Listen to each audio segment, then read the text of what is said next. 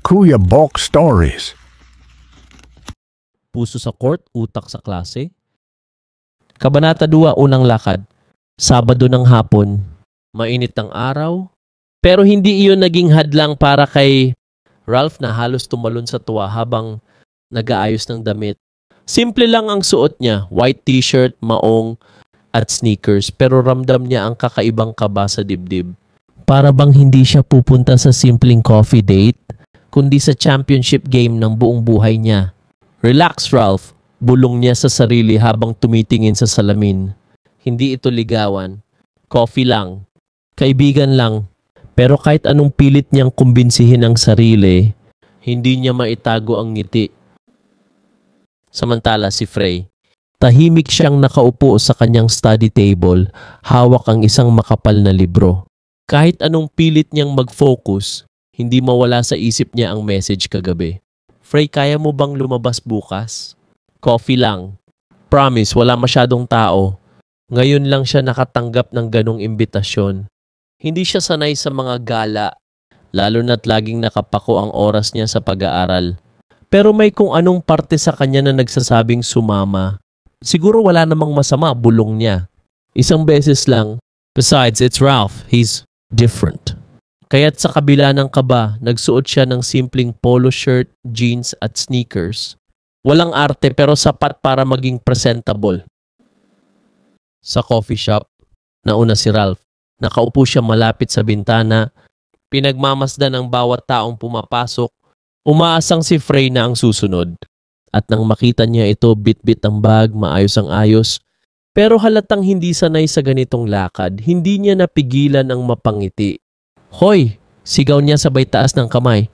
Lumapit si Frey, medyo nahihiya. Pasensya na, natagalan ako. Medyo traffic. Okay lang. Ang importante, dumating ka. Umupo si Frey at agad na nagtanong, so, anong gagawin natin dito? Napatawa si Ralph. Ano pa? Kape, tapos usap. Chill lang. Nag-order sila, iced latte kay Ralph, cappuccino kay Frey. At doon nagsimula ang unang seryosong usapan nila sa labas ng school. Ang usapan. Alam mo, Frey, bungad ni Ralph, nakakabilib ka talaga. Lagi kang top 1. Paano mo nagagawa yun? Hindi ka ba napapagod? Tahimik na tumingin si Frey sa tasa ng kape bago sumagot. Napapagod, madalas, pero hindi ko pwedeng ipakita. Kasi kapag bumaba ako kahit isang beses, parang guguho lahat ng inaasahan sa akin. Laging may nakatingin. Laging may pressure. Napatango si Ralph.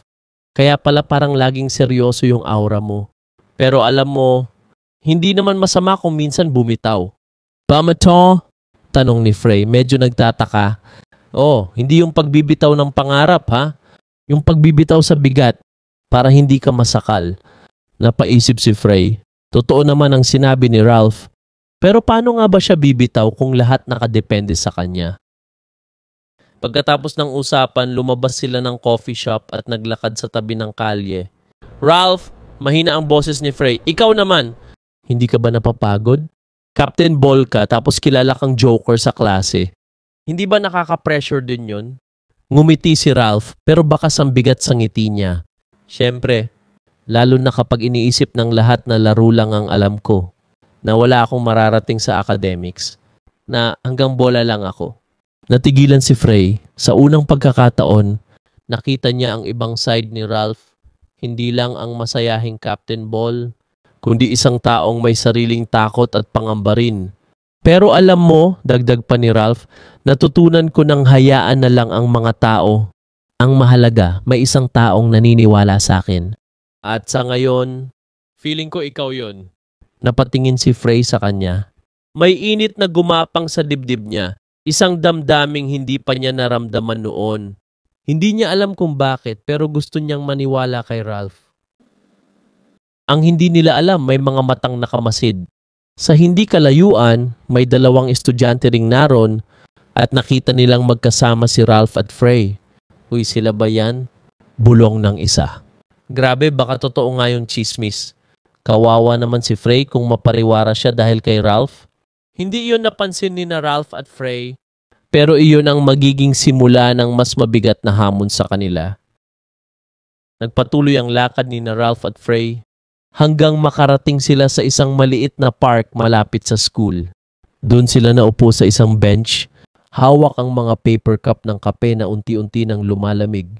Tahimik sa simula, ang mga dahon ng punong kahoy ay sumasayaw sa ihip ng hangin at tanging huni ng mga ibon at mga batang naglalaro ang maririnig. Alam mo, Frey, basag ni Ralph sa katahimikan. Hindi ko alam kung bakit pero parang ang gaan kapag kasama kita. Napalunok si Frey. Bakit naman? Kasi hindi mo ako tinitingnan bilang Captain Ball lang. Hindi ako trophy para sa'yo. Hindi rin ako pasaway, parang nakikita mo ako kung sino talaga ako. Hindi nakasagot agad si Frey. Totoo nga. Sa dinami-dami ng tao sa paligid niya, si Ralph lang ang nagbigay sa kanya ng tingin na hindi batay sa ranggo, sa talino o sa chismis. Nakita siya ni Ralph bilang tao. Siguro kasi pareho tayong may pinapasan, mahina niyang sagot. Ikaw, expectations bilang leader ng team. Ako, expectations bilang top 1, kaya siguro nagkakaintindihan tayo kahit magkaiba tayo ng mundo. Ngumiti si Ralph at tumango. Tama, magkaibang mundo pero isang universe. Nagkatawanan silang dalawa pero sa ilalim ng tawanan, may unti-unting tumutubong koneksyon, isang bagay na hindi nila inaasahan. Kinabukasan sa school, parang normal na araw lang. Pero may kakaiba sa paligid. Habang naglalakad si Frey sa hallway, napansin niyang may ilang estudyante na nakatingin sa kanya. May mga bulungan, may mga ngiting may kahulugan. Uy, siya ba yung nakita mo kagabi? Bulong ng isa. Oh, kasama si Ralph, parang date. Grabe si Top 1 tapos si Captain Ball. Ang weird. Hindi pinansin ni Frey, pero ramdam niya ang bigat ng tingin ng mga tao. Lalo na nang makita niya si Ralph na paparating mula sa kabilang dulo ng hallway. Natural na ngumiti ito at kumaway. Hoy, Frey! Malakas na tawag nito. Napalingon ng mga estudyante. Lalong lumakas ang bulungan. Nahihiyang ngumiti si Frey pero hindi siya lumapit. Dumiretso siya sa classroom, iniwasan ng mga mata ng mga tao. Nagtaka si Ralph. Bakit parang umiiwas siya? Sa classroom, tahimik si Frey. Hindi siya makapag-concentrate kahit pa lecture na ng paborito niyang teacher. Ang utak niya ay lumilipad, hindi sa lesson kundi sa bulungan ng mga tao. Paglabas niya ng klase, bigla siyang hinila ni Ralph papunta sa gilid. Hoy, bakit parang iniiwasan mo ako? Seryosong tanong nito. Nagulat si Frey. Hindi siya sanay na nakikita si Ralph na seryoso. Hindi naman sa ganun. Depensa niya. Ayoko lang ng ingay ng tao.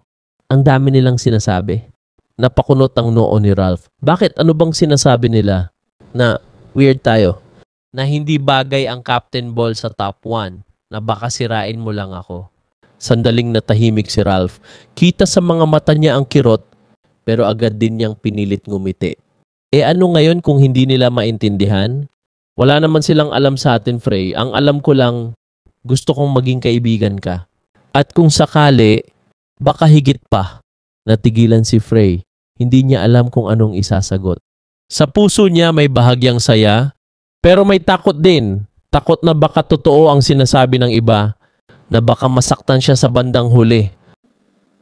Gabi, nasa kwarto si Frey nakahiga pero hindi makatulog. Iniisip niya ang sinabi ni Ralph. Kung sakali, baka higit pa.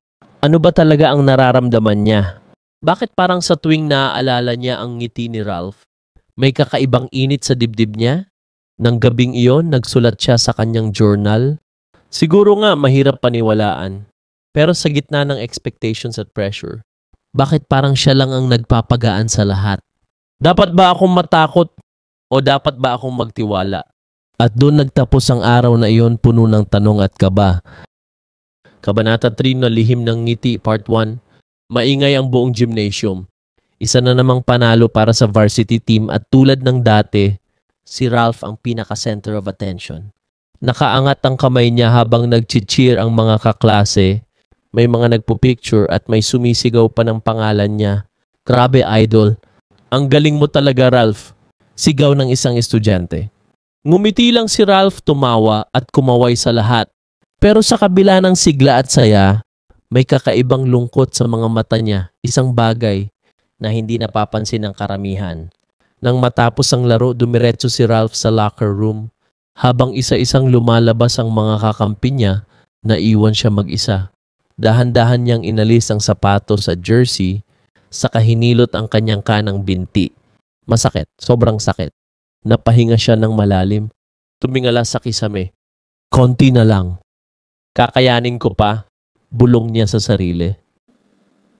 Kinabukasan. Habang nasa kantin, nakatabi niya si Frey. Tawa siya ng tawa as if walang problema. Ang saya mo naman lagi, puna ni Frey. Kahit laging pagod sa training, parang hindi ka nauubusan ng energy. Tumawa si Ralph. Kasi, bakit ko papapahirapan ang sarili ko kung pwede namang maging masaya? Napatingin si Frey, napaisip, tama nga naman. Pero bakit parang may iba sa tono niya? Sa ospital, ilang araw pagkatapos mag-isa si Ralph sa isang silid ng ospital. Nakaupo siya sa kama, hawak ang result ng kanyang tests.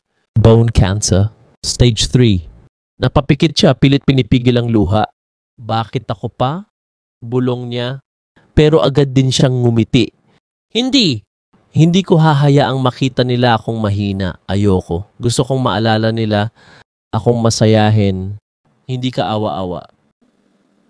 Sa araw-araw na lumilipas, lalong lumalapit si Ralph kay Frey. Lagi niya itong kinakausap. Inaaya sa simpleng lakad at kinukulit. Para bang sinusulit niya ang bawat oras. Alam mo, Frey, sabi niya minsang naglalakad sila pa uwi. Ang buhay parang laro ng basketball. Hindi mo alam kung hanggang kailan ka nasa loob ng court. Kaya habang nandoon ka, kailangan mong ibigay lahat. Napangiti si Frey. Ang lalim mo Hindi ko in-expect yun sa Captain Ball. Mas malalim pa ako kesa sa iniisip mo. Biro ni Ralph sabay tawa. Pero sa likod ng tawang yon, naroon ang katotohanang hindi niya masabi na baka hindi na siya magtagal.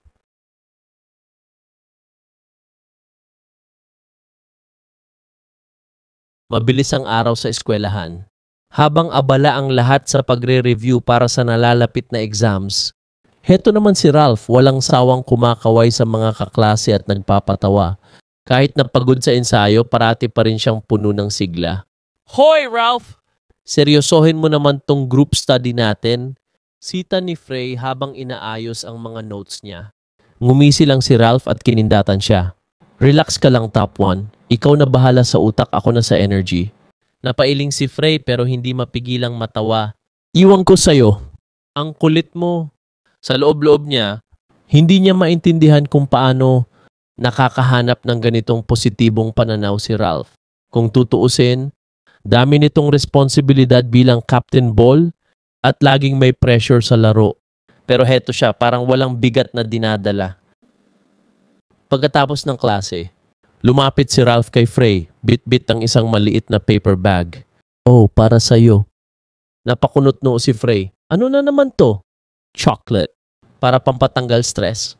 Huwag kang puro aral, baka masunog na utak mo. Ralph! Napangiti si Frey sabay tanggap ng chocolate. Bakit ka laging ganyan? Ang saya mong kasama. Hindi ka ba napapagod? Pagod? Lagi, pero sagot ni Ralph habang nakatingin sa malayo. Hindi ko kasi alam kung hanggang kailan ako ganito. Kaya habang kaya ko pang ngumiti, gugustuhin kong gawin yon. Ang drama mo naman, biro ni Frey. Pilit na pinapalighten ang usapan. Pero thank you. Hindi ko alam kung paano pero lagi mong nababawasan yung bigat ng mundo ko. Ngumiti si Ralph pero sa loob-loob niya, ikaw naman ang dahilan kung bakit ko nagagawang ngumiti. Sa court kinabukasan, habang nagpa-practice, biglang napahinto si Ralph. Masakit na naman ang kanyang binti pero pinilit niyang magpatuloy. Nakita siya ni Frey na nanonood sa gilid. Ang kulit mo! Bakit pinipilit mo sarili mo kahit obvious na pagod ka na? Sigaw ni Frey. Ngumiti lang si Ralph at sumagot, kasi baka bukas wala na akong chance maglaro. Sayang naman. Umiling si Frey sabay sigaw, ang bilis mong magpakapiloso po. Pero ang totoo, bilib ako sa'yo. Sa library, tahimik silang dalawa. Nag-aaral si Frey habang si Ralph naman nakatulog na sa mesa. Napatingin si Frey dito.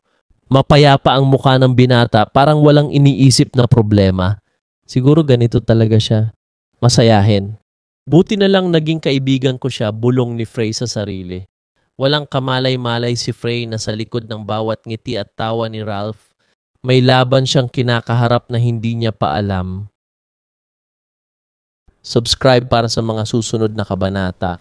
Kuya Bok Stories.